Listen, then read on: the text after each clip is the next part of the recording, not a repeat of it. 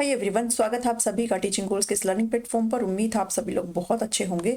सो यहाँ पर हमारी प्रैक्टिस सीरीज चली हुई है एचटेट के लिए और आज आपकी ये सेकंड क्लास रहने वाली है आपके हिंदी पेडागोजी की। ठीक है, तो हिंदी पेडागोजी का ये जो कि 15 नंबर का आपका पूरा पेडागोजी तो नहीं आएगा, कंप्लीट आएगा आपका पैसेज वगैरह सब मिला करके। तो टॉप इंपॉर्टेंट क्वेश्चन है ये, और ये क्वेश्चन आपके PYQs है जो प्रीवियस ईयर क्वेश्चन में आए हुए हैं। ठीक है, प्रीवियस ईयर पेपर में आए हुए हैं। एचटेट में तो कभी नहीं आए क्योंकि पहली बार है ये। रीट के क्वेश्चन पेपर है ये। ठीक है, तो रीट अगर आपने कभी दिया है तो आपने देख लिया होगे ये सारे क्वेश्चंस, और आप अगर इन क्वेश्चंस को बना पाते हैं तो आप एचटेट में भी ये क्वेश्चन आराम से कर पाएंगे। ठीक है, तो रीड का ये प्रीवियस ईयर क्वेश्चन रहने वाले हैं और मुझे एंड में बताना कि आपके यहाँ पर कितने नंबर आ रहे हैं। फटाफट से चलते हैं अपने क्वेश्चन नंबर की तरफ। सेम सीक्वेंस से आपको आंसर की जो है नीचे मिल जाएगी। ठीक है, तो आपको यहाँ पर अच्छे तरीके से जो भी जिन्होंने भी नोट्स लिए ना, तो उनको नोट्स में ये सारी चीज़ें पूरा PDF विद आंसर की आपको ऑटोमेटिक अपलोड कर दिया जाएगा। अलग से एक फोल्डर बनाया गया है। 62 क्वेश्चन कहता है, हर्बर्ट द्वारा स्थापित सह संबंध विधि के चिंतन को आगे किस विद्वान ने बढ़ाया था। क्वेश्चंस जो होते हैं ना वो करने इसलिए ज़रूरी हो जाता है बिकॉज सारी चीज़ें कंटेंट में कवर नहीं हो पाती है। बहुत सारी चीज़ें ऐसी होती हैं जो आपको क्वेश्चन में पता चलती है कि ये भी चीज़ें यहाँ पर होती है। ठीक है, तो देखो हर्बर्ट ने एक विधि दी थी जिसको यहाँ पर पंचपदी विधि कहते हैं। ठीक है, पंचपदी विधि कहते हैं। ये आपने अगर नहीं पढ़ा हो तो अभी पढ़ लो, पूरा मैंने यहाँ पर नीचे अच्छे से एक्सप्लेन किया है। तो हर्बर्ट के द्वारा स्थापित सह संबंध विधि के चिंतन को आगे किस विद्वान ने बढ़ाया था। तो इसका आंसर आ जाएगा ऑप्शन नंबर C, जिलर। पूरी चीजें अब यहाँ पर आप अच्छी तरीके से पढ़ लो अगर आपने कभी नहीं पढ़ी है तो। ठीक है, दिख रहा होगा यहाँ पे, उम्मीद करती हूँ। ये हर्बर्ट की जो पाठ देखो, इन्होंने ना पाठ योजना से संबंधित जो है ना कुछ 5 जो है चीज़ों के बारे में बात करी है। अभी आपकी जो लेसन प्लानिंग जिसको बोलते हैं ना, तो उसमें इन्होंने 5 तो है जो है तरीके से चीज़ें बताई है। वैसे इन्होंने पूरा नहीं बताया था, ये जो जिलर है और एक और यहाँ पर आ जाते हैं जिन्होंने इस सारी चीज़ों को बताया था। तो आप पढ़ लो अच्छी तरीके से एक बारी कि पाठ योजना प्राचीनतम पाठ योजनाओं में से एक है। इस पाठ योजना के जन्मदाता जो है वो शिक्षा शास्त्री हर्बर्ट है। ठीक है, प्रोफेसर हर्बर्ट के अधिगम के संबंध में यह धारणा है कि प्रत्येक छात्र बाहर से मिलने वाले ज्ञान को संचित करता रहता है। यदि नवीन ज्ञान को छोटे छोटे सोपानों में बांटकर उसे पूर्व ज्ञान से संबंधित करके पढ़ाया जाए तो छात्र उसे अधिक शीघ्रता एवं सुगमता से ग्रहण करता है। यानी कि क्या करता है कि अपनी जो प्रीवियस नॉलेज है उसको अपने नए ज्ञान के साथ ऐड करते हुए पढ़ता हुआ चलता है। ये कहना किसका है? ये कहना है हर्बर्ट का। ठीक है, अब इन्होंने कक्षा शिक्षण के लिए सर्वप्रथम 4 पदों का प्रतिपादन किया था। ठीक है, अभी तो हर्बर्ट का जो बात करते हैं वो हम 5 की बात करते हैं कि 5 पदों के बारे में ये बात करते हैं लेसन प्लानिंग के लिए। लेकिन सर्वप्रथम जो हर्बर्ट है उन्होंने कितने पदों की बात करी थी? उन्होंने 4 की बात करी थी, जिसमें एक हो जाता है स्पष्टता, दूसरा था संबंध, तीसरा था व्यवस्था और चौथी थी विधि, जिसके पूरे नाम यहाँ पर अब चेंज हो चुके हैं। किसमें चेंज हो गए हैं वो भी अच्छे से समझेंगे। पहले जो है ये चीजें थी, बट अभी आपको इतना ये मत ध्यान में रखना, जो नए वाले आए हैं ना, जैसे प्रस्तावना है, प्रस्तुतिकरण है, वो सब आप अभी बताऊंगी जस्ट आपको आगे, वो सब इन्हीं से ही बने हैं, उनको आपने याद करना है। ठीक है, जो 5 पद है। तो स्पष्टता, संबंध, व्यवस्था और विधि, ये 4 दिए थे इन्होंने। लेकिन ये जो 4 सोपान है ना, उसकी विवेचना की इनके शिष्यों और अनुयायियों ने, मतलब जो इनके साथ काम करते थे। और इसमें से जो उनके शिष्य है जिलर, इन्होंने सर्वप्रथम स्पष्टता को 2 भागों में विभक्त कर दिया। ये जो है ना स्पष्टता, इसको इन्होंने पार्ट में बांट दिया। एक बोला प्रस्तावना और एक बोला क्या? प्रस्तुतिकरण। ठीक है, तो अब ये कितने हो चुके हैं? तो ये जो प्रस्तावना और प्रस्तुतिकरण है ना, ये अभी भी है। ठीक है, तो प्रस्तावना और प्रस्तुतिकरण के बारे में जिलर ने बात करी है। इसके अलावा एक और शिष्य थे राइन, इन्होंने एक और उपकथन जोड़ा, वह था उद्देश्य। ठीक है, तो अब क्या आ गया? अब पहला हो गया प्रस्तावना, और प्रस्तावना के अंदर ही एक और चीज जोड़ दी गई जो कि क्या बन गया? जो कि आपका उद्देश्य बन गया। फिर सेकंड नंबर पर आपका क्या हो गया? प्रस्तुतिकरण हो गया। ठीक है, उसके बाद जो नीचे ये संबंध, व्यवस्था और विधि है ना, इनका नाम भी चेंज किया गया। ठीक है ना, और इनका नाम जो चेंज करके है वो क्या कर दिया गया भाई? इनका नाम चेंज, संबंध को कर दिया तुलना, व्यवस्था को कर लिया सामान्यकरण और विधि का कर लिया प्रयोग। तो अब आपने इनका नाम ध्यान में रखना है। प्रस्तावना का उद्देश्य तो इसी का ही पार्ट हो जाता है। प्रस्तुतिकरण का नाम याद रखोगे, तुलना, सामान्यकरण और प्रयोग के बारे में बात करते हैं। ठीक है, तो एंड की स्लाइड में मैंने आपको यही इंक्लूड किया है कि जब भी हर्बर्ट की पंचपदी योजना की बात आती है जो कि लेसन प्लानिंग के अंतर्गत आता है, मैंने नोट्स में ये सारी चीजें ऐड कर रखी है। हर्बर्ट के शिक्षण पद अंतिम रूप से किस प्रकार माने जाएंगे भाई? ये आपने याद रखनी है। ठीक है, ये याद रखना, ऊपर वालों को भूल जाओ, बस वो नाम ध्यान कर लेना कि जिलर ने जो है स्पष्टता को 2 पदों में भागा, एक प्रस्तावना एक प्रस्तुतिकरण है, और राइन ने क्या बताया, राइन ने जो उद्देश्य इसको जोड़ा है, ठीक है, और इनका नाम भी बदल के रख दिया है। तो अब आपने प्रस्तावना का नाम ध्यान में रखना है, फिर आता है प्रस्तुतिकरण, फिर आती है तुलना, फिर आता है सामान्यीकरण, देन क्या आता है, फिर हम प्रयोग करते हैं, ठीक है। तो आपकी जो पाठ योजना वो इस तरह से चलती है, इतना आप ध्यान में रखेंगे। तो फर्स्ट क्वेश्चन का जो आंसर है वो आपको मिल गया होगा, सी ऑप्शन आपका करेक्ट हो जाता है, ठीक है। नेक्स्ट क्वेश्चन है 63 क्वेश्चन है, आपको इसी सीक्वेंस में आंसर की मिल जाएगी। मोंटेसरी शिक्षण विधि के संबंध में सत्य कथन है। मोंटेसरी के बारे में तो हम पहले भी बात कर चुके हैं, ठीक है, ये एक फीमेल थी। तो मोंटेसरी जो है सत्य बताना, आपको इसमें से कोई एक सत्य मिलेगा, बाकी सारे असत्य हैं। पहला कहता है कि मोंटेसरी जो है फ्रांस की शिक्षा शास्त्री थी। देखो कौन कहाँ से था ना, ये काफी मैटर करता है। तो मोंटेसरी क्या फ्रांस की थी, या फिर मोंटेसरी प्रणाली को 5 भागों में विभाजित किया गया है, या फिर मोंटेसरी फ्रोबल की विचारधारा से अप्रभावित थी, या ये हमने सीडीपी में भी पढ़ा है मोंटेसरी को, और हमने पेडागोजी में भी पढ़ा है मोंटेसरी को। मोंटेसरी विधि में पढ़ने से पहले लिखना सिखाया जाता है। तो भाई इस क्वेश्चन की बात करें तो ये जो क्वेश्चन है इसमें आपका डी बिल्कुल करेक्ट है, बिकॉज आपके जो कौशल होते हैं ना वो LSRW इस सीक्वेंस में होते हैं, सुबो पहली। लेकिन मोंटेसरी के अकॉर्डिंग जो सीक्वेंस है ना वो ये वाला सीक्वेंस होता है, यानी कि जो राइटिंग है वो रीडिंग से पहले बताई जाती है, इसलिए पढ़ने से पहले लिखना सिखाया जाता है। ये कौन कहता है भाई, ये मोंटेसरी के अकॉर्डिंग है, ठीक है। और मोंटेसरी जो है फ्रोबेल की विचारधारा से अप्रभावित नहीं थी बल्कि प्रभावित थी, ठीक है, ये भी लर्निंग बाय डूइंग पर बल देती है। और मोंटेसरी जो है फ्रांस की नहीं थी बल्कि कहाँ की थी, मोंटेसरी जो है इटली की थी, ठीक है, ये चीज आप ध्यान में रखेंगे। तो इस क्वेश्चन के अकॉर्डिंग डी ऑप्शन आपका बिल्कुल करेक्ट आता है। अब थोड़ा सा मैंने यहाँ पर आपको डिटेल में दिया भी है कि जिन्होंने नोट्स लिया उनके लिए काफी फायदा हो जाएगा। बालक के सभी पक्षों के विकास के लिए विभिन्न प्रकार की शिक्षण पद्धतियां यहाँ पर दी गई है। उनमें से एक पद्धति है मोंटेसरी पद्धति, जिसे हम मोंटेसरी विधि के नाम से भी जानते हैं। अगर आप पूछे कि किस वर्ष के बच्चों के लिए होता है तो ये 2 से 6 वर्ष के बच्चों के लिए मोंटेसरी बात करती है, ठीक है। मोंटेसरी ने बालक द्वारा शिक्षा ग्रहण करने की दशाओं के ऊपर गहन अध्ययन किया है और एक शिक्षा पद्धति प्रतिपादित की है, जैसे मोंटेसरी शिक्षा पद्धति, ये पढ़ने वाले हैं, ठीक है, तो आप इसको पढ़ लेना आराम से। इस शिक्षा पद्धति में बालक कैसा होता है, बालक पूर्ण रूप से स्वतंत्र होता है। ये बेसिकली कहती है लर्निंग बाय डूइंग से बच्चा सीखेगा, ठीक है, या तो बच्चा खुद से सीखेगा या फिर बच्चा कभी नहीं सीखेगा, यानी कि खुद से जो उसका हाथ है वो सबसे बड़ा मास्टर होता है, ठीक है। ये कहना किसका है, ये कहना है मोंटेसरी का।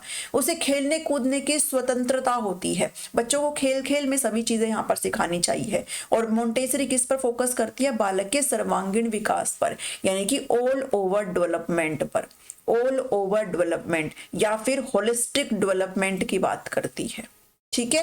होलिस्टिक डेवलपमेंट की बात कौन करती है भाई, मोंटेसरी करती है, कि बालक की स्वतंत्रता, शिक्षा और व्यक्तित्व की शिक्षा पर भी विकास और बल दिया गया है। ये इस विधि के अंतर्गत सारी चीजें आती है, ठीक है, इतना आप ध्यान में रखेंगे। नेक्स्ट क्वेश्चन है क्वेश्चन नंबर 64 है, अभिक्रमित हो सकता है आपको कुछ क्वेश्चन ऐसे लगे अजीब से कि ये कैसे आगे हम कर पाएंगे, थोड़ा कॉन्फिडेंस डाउन होता है, बट आप क्वेश्चन करते रहिए, एग्जाम में आपके बहुत ही अच्छे नंबर आ जाएंगे अगर आप अच्छे तरीके से प्रैक्टिस करेंगे, ठीक है ना। तो अभिक्रमित अनुदेशन विधि का सिद्धांत है। मैं कल से आपका सोच रही हूँ कि आपके ना 90 मार्क्स का कंप्लीट मॉक टेस्ट जो है स्टार्ट कर, ठीक है। आप मुझे जरूर कमेंट करके बताना कि आपकी इसमें क्या राय है। 90 मार्क्स का कंप्लीट मॉक टेस्ट लेकर के आएंगे, जिसमें आपके सारा जनरल सेक्शन होगा, ठीक है। जैसा आपके एग्जाम में पूछा जाएगा ऐसा ही अकॉर्डिंगली मिलेगा। तो बताना मुझे कैसा लगा ये विचार। अभिक्रमित अनुदेशन को इंग्लिश में अगर समझे तो इसको बोला जाता है प्रोग्राम्ड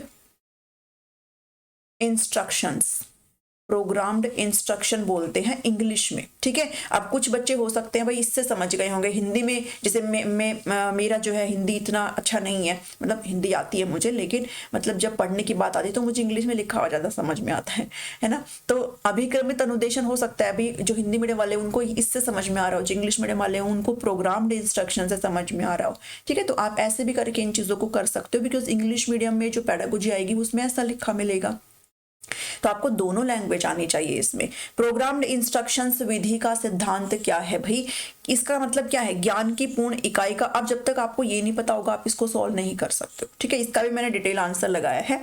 ज्ञान की पूर्ण इकाई का सिद्धांत है, सामाजिक सहयोग का सिद्धांत है, या फिर क्रमित लघु पदों का सिद्धांत है। लघु पदों का मतलब होता है छोटे छोटे फ्रेम्स में तोड़ देना, ठीक है, छोटे छोटे फ्रेम्स को उनके तार्किक क्रम में लगाना, उनके जो जैसे ऑर्डर में सेंटेंस में चीजें आती है ना वैसे लगाना, या फिर जो ये क्या लिख दिया, व्यस्तित्व का सिद्धांत, नहीं ये ऐसा कुछ भी नहीं होता।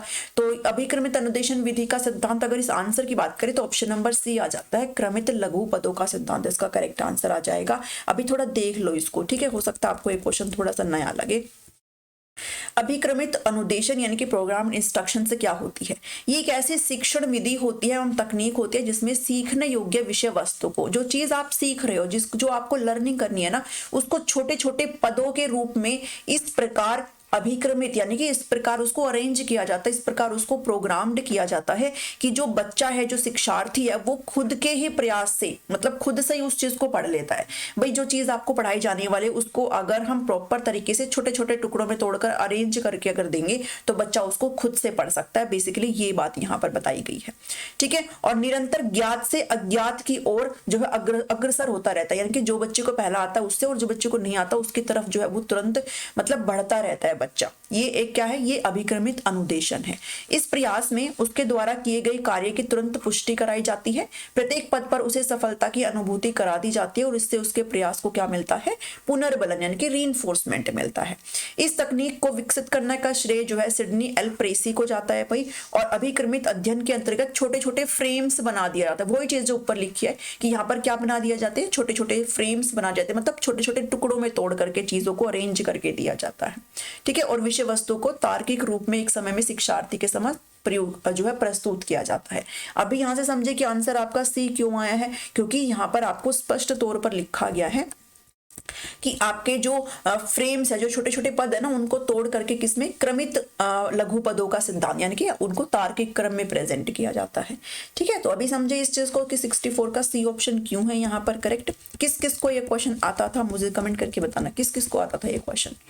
65 क्वेश्चन कहता है कि सूक्ष्म शिक्षण उपागम का उद्देश्य एवं लक्ष्य क्या होता है। सूक्ष्म शिक्षण होता है माइक्रो टीचिंग, माइक्रो टीचिंग का नाम आपने सुना होगा, माइक्रो टीचिंग। और माइक्रो टीचिंग भाई सबको पता है किसके लिए होती है, विद्यार्थी के व्यवहार में परिवर्तन करना या फिर शिक्षक प्रशिक्षणार्थियों के व्यवहार में परिवर्तन करना, शिक्षकों के या फिर ऐसे कैंडिडेट्स जो शिक्षक बनना चाहते हैं उनको प्रशिक्षण प्रोवाइड करा जा रहा है, उनके व्यवहार में परिवर्तन करना, या फिर संस्था प्रधान, ये तो कुछ होता ही नहीं भाई कि कोई इंस्टीट्यूट के जो मैनेजर है या फिर प्रधान है उनके व्यवहार में परिवर्तन करने के लिए तो हम क्यों ही करेंगे, या फिर विकल्प ए और बी दोनों। तो हो सकता है कुछ बच्चे इसको मार्क कर देंगे, लेकिन यहाँ पर आपको समझना है कि माइक्रो टीचिंग का मतलब होता है कि आप कैसे, माइक्रो टीचिंग बेसिकली उनके लिए, आपने बीएड करा होगा ना, आपने जीबीटी करा होगा, तो उसमें होता है वो माइक्रो टीचिंग कि आपसे एक पाठ जो है पढ़वाया जाता है, ठीक है। तो माइक्रो टीचिंग बेसिकली किन के लिए होती है भाई, टीचर्स वगैरह के लिए होती है। तो यहाँ पर विद्यार्थी के व्यवहार में परिवर्तन नहीं बल्कि शिक्षक प्रशिक्षणार्थियों के व्यवहार में परिवर्तन करना इसका क्या होता है, उद्देश्य होता है, ठीक है। तो सूक्ष्म शिक्षण आपको समझना है कि क्या है, ये माइक्रो टीचिंग है। मैंने यहाँ पर थोड़ा ऐड भी किया है कि माइक्रो टीचिंग एक शिक्षक प्रशिक्षण के लिए अनिवार्य तकनीक है, शिक्षकों के प्रशिक्षण के लिए, जो शिक्षक प्रशिक्षु को शिक्षण कौशल में निपुणता प्रदान करने में मदद करती है। बेसिकली जो टीचर बनना चाहते हैं, आप लोग टीचर बनना चाहते हो ना, तो आपको जो ट्रेनिंग वगैरह दी जाएगी ना, वो सब क्या भाई इसका हिस्सा आती है, ठीक है। तो सूक्ष्म शिक्षण उपागम का उद्देश्य क्या है भाई, शिक्षक प्रशिक्षणार्थियों के आत्मविश्वास में वृद्धि करना है, उसके मतलब कॉन्फिडेंस में, ठीक है। शिक्षक प्रशिक्षणार्थियों को एक एक करके विभिन्न कौशल शिक्षण में निपुणता प्राप्त करवाना है और उनके द्वारा जो त्रुटियां शिक्षण में की गई है उनको दूर करने का अवसर देना है और तुरंत ही पृष्ठ पोषण देना है। तो ये जितने भी ऑब्जेक्टिव्स हैं इनके, ये आप ध्यान में रख लीजिएगा। तो इसके अकॉर्डिंग आपका जो आंसर है वो क्या आ जाता है भाई, टीचर से रिलेटेड तो ऑब्वियसली बात है ना, शिक्षक के व्यवहार में परिवर्तन की बात करेंगे, ठीक है। नेक्स्ट क्वेश्चन करते हैं। क्वेश्चन नंबर 66 कहता है इनमें से भाषा शिक्षण के मूल उद्देश्यों में भाषाई दक्षताएं प्राप्त करने का आधार होती है, यानी कि आप लैंग्वेज में क्या जो है कैपेबिलिटीज पा रहे हैं तो उसका बेस क्या है, आप लैंग्वेज सीखते हो उसका बेस क्या है, अकॉर्डिंग टू ऑप्शन समूहवार भाषाई दक्षताएं, समूह में भाषाएं हम लोग अच्छे से सीख लें, या फिर लैंगिक समूहवार भाषाई दक्षताएं, कक्षावार भाषाई दक्षताएं, या फिर पारिवारिक पृष्ठभूमि की भाषाई दक्षताएं। आपको भाषा सीखने में सबसे जो मेन बेस का काम करती है वो क्या करती है। तो ये क्वेश्चन इजी है, थोड़ा सा भी अगर ध्यान में अगर आपने पेडागोजी को सीरियसली पढ़ा है तो आप इस क्वेश्चन को झट से मार्क कर सकते हैं। भाई आप जब लैंग्वेज सीखते हो तो उसका बेस होता है आपके घर परिवार में भाषा अच्छे से अगर बोली जा रही है तो आप उस चीज को जल्दी कैच कर लोगे। ठीक है, तो आपकी पारिवारिक पृष्ठभूमि की जो भाषाई दक्षताएं है ना वो आपका आधार का काम करती है, आप आगे जाकर के कैसी अच्छी भाषाएं सीखते हो। ठीक है, अगर आपकी पारिवारिक पृष्ठभूमि की भाषाएं सही नहीं है तो आपको फिर उसमें दिक्कत आएगी। ठीक है, तो ये बेस का काम करती है। 66 का डी ऑप्शन यहाँ पर करेक्ट हो जाएगा। नेक्स्ट क्वेश्चन चलते हैं, 67 क्वेश्चन है, इनमें से द्रुतवाचन किसका प्रकार है। ये क्वेश्चन आप अच्छे से कर सकते हो अगर आपने भाषा कौशल जो मैंने करवाया था फिर आपने कभी पढ़ा हो तो अगर आपने पढ़ा तो आप इस क्वेश्चन को बहुत ही आसानी से बना सकते हो। द्रुत वाचन की बात करी गई है। देखो जब बात वाचन की आती है ना तो वाचन यहाँ पर आपके दो प्रकार के हो जाते हैं, एक होता है सहस्वर वाचन और एक होता है मौन वाचन। ठीक है, सहस्वर आपका फिर से दो पार्ट में जो है डिवाइड हो जाता है, एक था आपका आदर्श और एक था अनुकरण। ठीक है, अब ये सारे होते क्या है ये मैं उम्मीद करी आपको पता है। आदर्श मतलब टीचर के द्वारा, और अनुकरण मतलब जब हम टीचर का बोला हुआ फिर से रिपीट करते हैं। ठीक है, अनुकरण भी दो प्रकार के हो जाते हैं, एक हो जाता है व्यक्तिगत मतलब इंडिविजुअल और एक होता है सामूहिक यानी कि ग्रुप। ठीक है, अब मौन आपके दो प्रकार के होते हैं, एक होता है गंभीर और एक होता है द्रुत।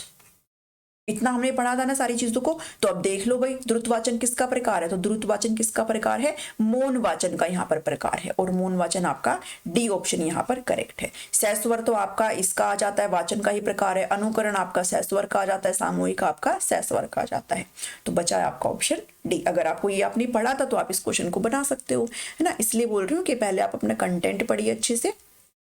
अगर नहीं पढ़ा है अभी भी, अगर कोई कैंडिडेट ऐसा है जिसने थोड़ा सा भी लगता है तो आप, मैंने सारा पेडागोजी पोर्शन करवा दिया है तो नोट्स में भी सब एडिड है, तो वो सारी चीज़ें आपको प्लेलिस्ट का लिंक इस वीडियो के डिस्क्रिप्शन में मिल जाएगा। आप अपनी पेडागोजी को पहले स्ट्रॉन्ग करिए, ठीक है, फिर आप क्वेश्चंस को बनाइए। 68 क्वेश्चन की तरफ चलते हैं, इनमें से अशुद्ध वर्तनी का कारण है। अशुद्ध वर्तनी का क्या कारण है। वर्तनी का मतलब होता है मतलब एरर हो रही है आपके लिखावट में। ठीक है, वर्तनी मतलब आपके लिखने में गलती आ रही, त्रुटियां आ रही है।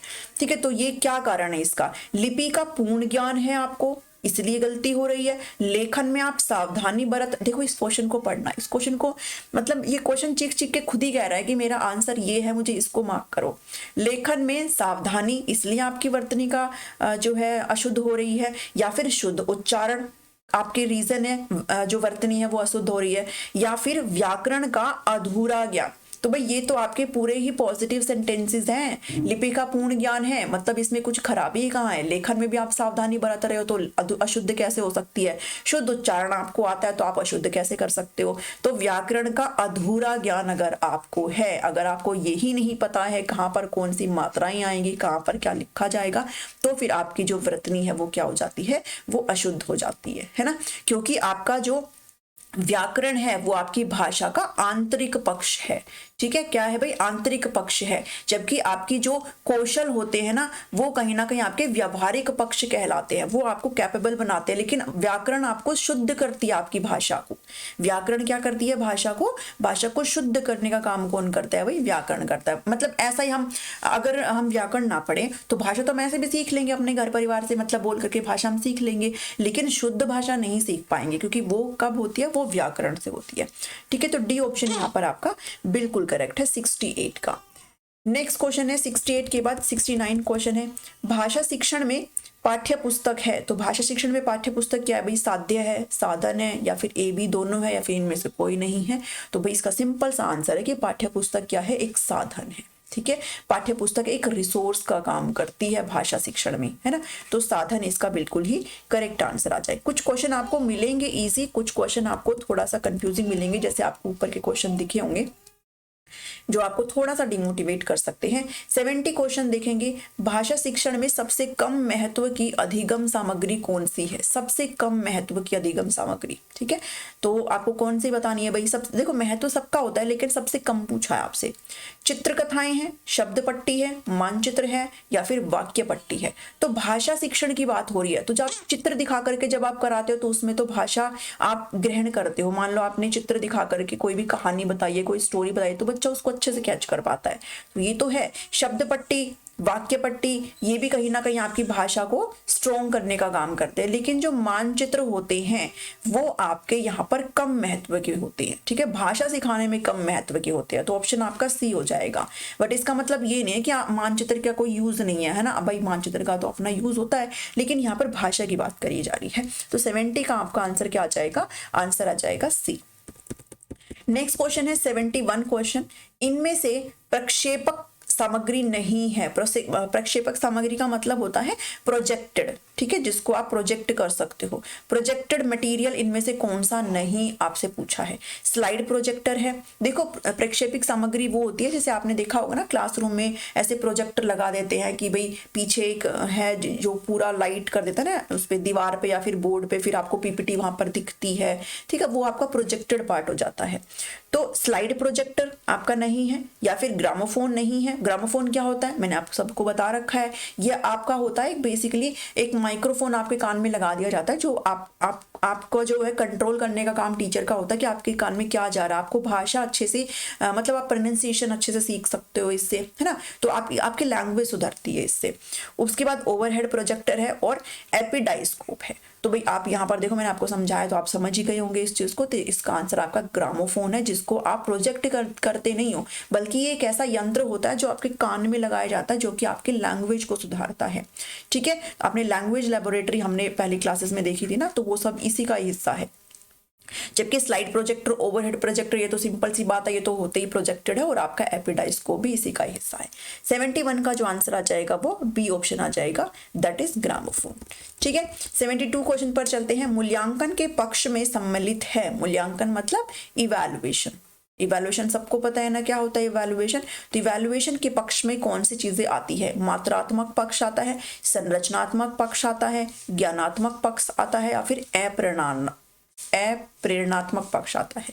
तो अप्रेरणात्मक पक्ष तो कुछ भी नहीं होता है ना, इसको तो हटा ही दो। बाकी जब मूल्यांकन आप करते हो तो आप किसका करते हो? मूल्यांकन करते हो आपने क्या सीखा है, आपने कितना लर्निंग करी है, कितनी अधिगम करी है, और ये आपका किस पार्ट से रिलेट करता है? ये आपके कॉग्निटिव पार्ट से रिलेट करता है ना। आपने ब्लूम का पढ़ा होगा ना, ब्लूम ने भी 3 कैटेगरी में डिवाइड किया है आपके डोमेन को, कॉग्निटिव, अफेक्टिव है, साइकोमोटर डोमेन है, ठीक है। ये सब किसके अंतर्गत आता है भाई? ये फिर आपका कॉग्निटिव के अंतर्गत आता है, ठीक है। तो आपका ज्ञानात्मक पक्ष इसका यहाँ पर करेक्ट आंसर हो जाएगा सी ऑप्शन। समझे इस चीज को?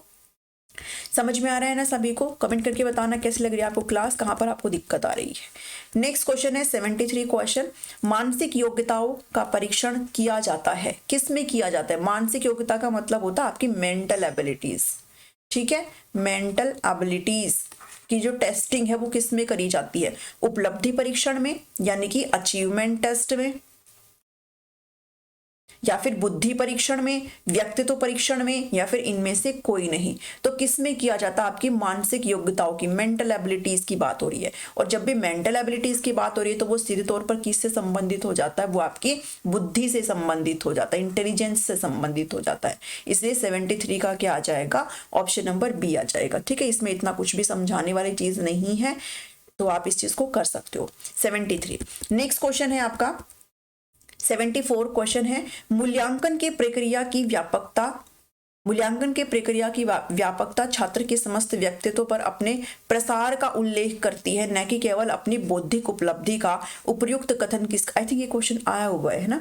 मूल्यांकन की प्रक्रिया की व्यापकता, यहाँ पर बात कर रहे हैं सीसी की, कॉन्टिन्यूअस एंड कॉम्प्रिहेंसिव इवैल्यूएशन की बात कर रहे हैं, कि ये सिर्फ और सिर्फ आपकी बौद्धिक उपलब्धि को ही मेजर नहीं करती, बल्कि ऑल ओवर चीजों की बात करती है, आपकी पर्सनैलिटी भी इसके अंदर इंक्लूड होती है।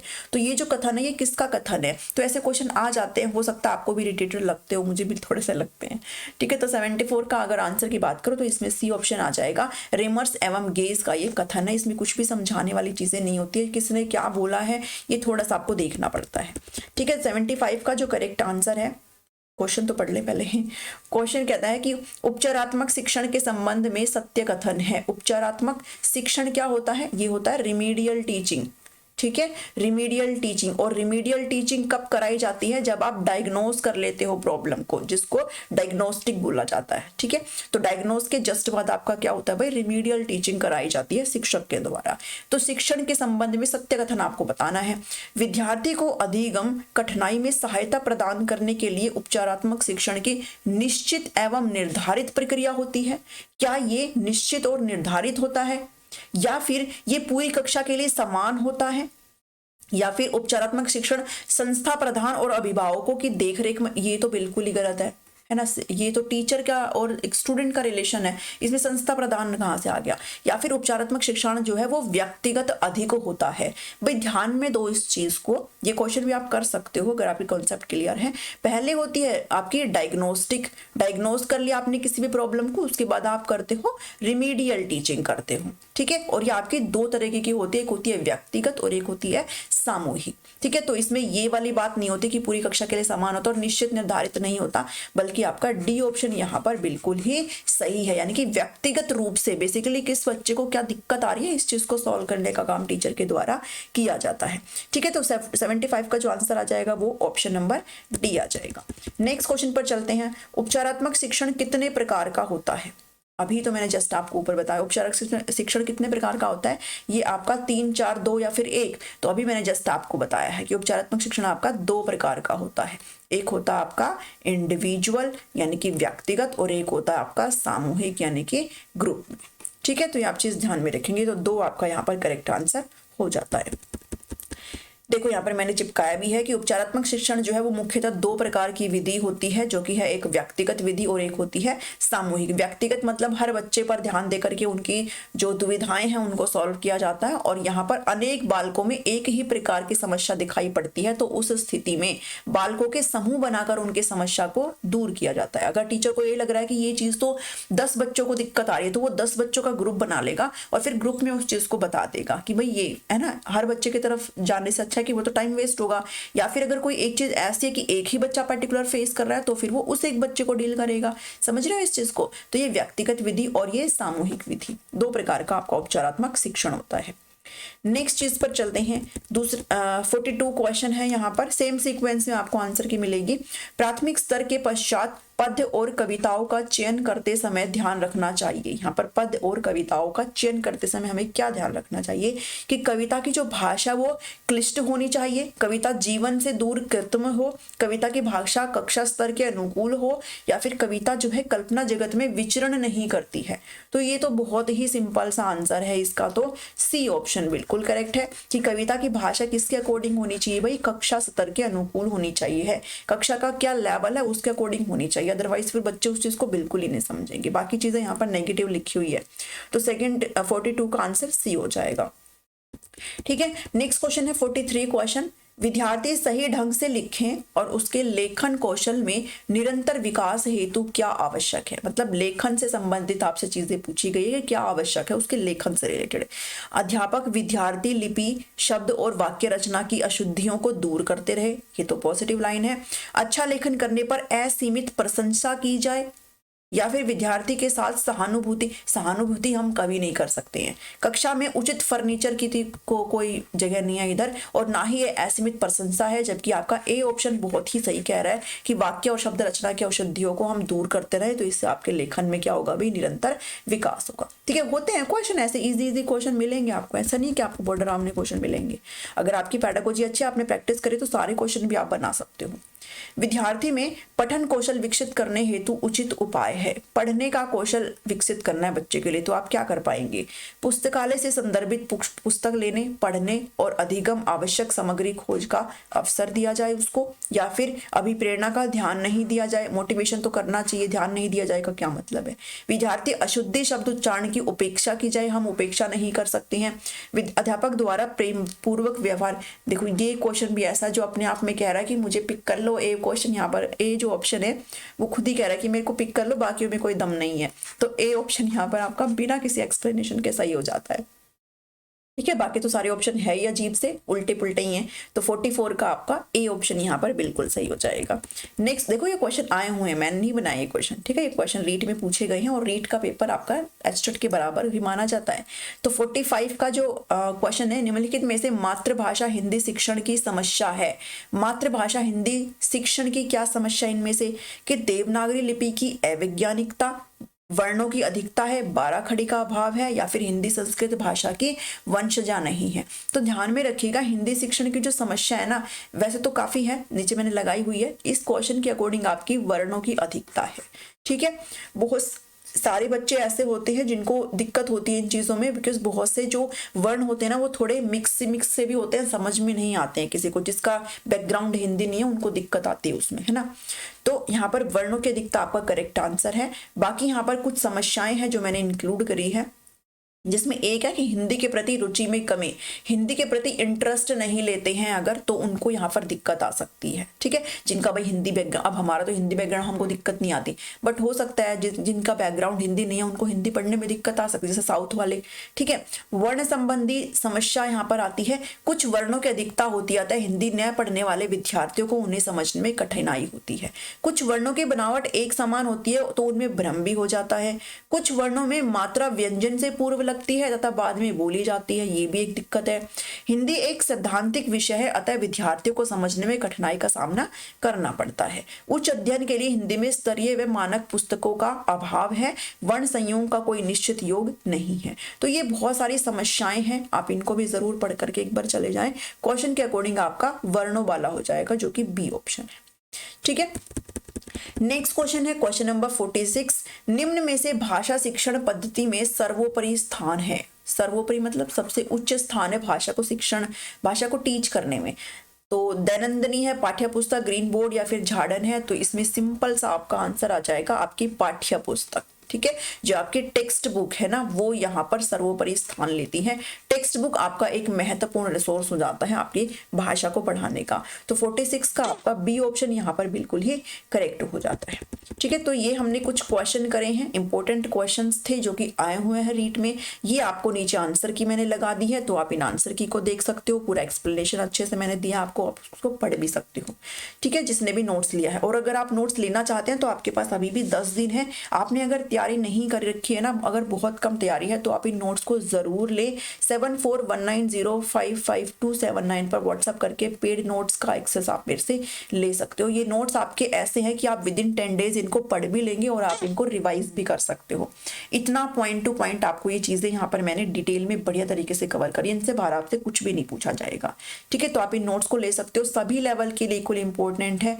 पीआरटी है, टीजीटी है या फिर पीजीटी है। ठीक है, पसंद आई ये वीडियो तो इसको जरूर लाइक करें, शेयर करें सभी के साथ और कमेंट करके जरूर अपनी राय दें, और सब्सक्राइब कर लीजिए टीचिंग गोल्स को। अगर नहीं करा है तो टीचिंग गोल्स को सब्सक्राइब करना बिल्कुल फ्री होता है। मिलती हूँ नेक्स्ट वीडियो में।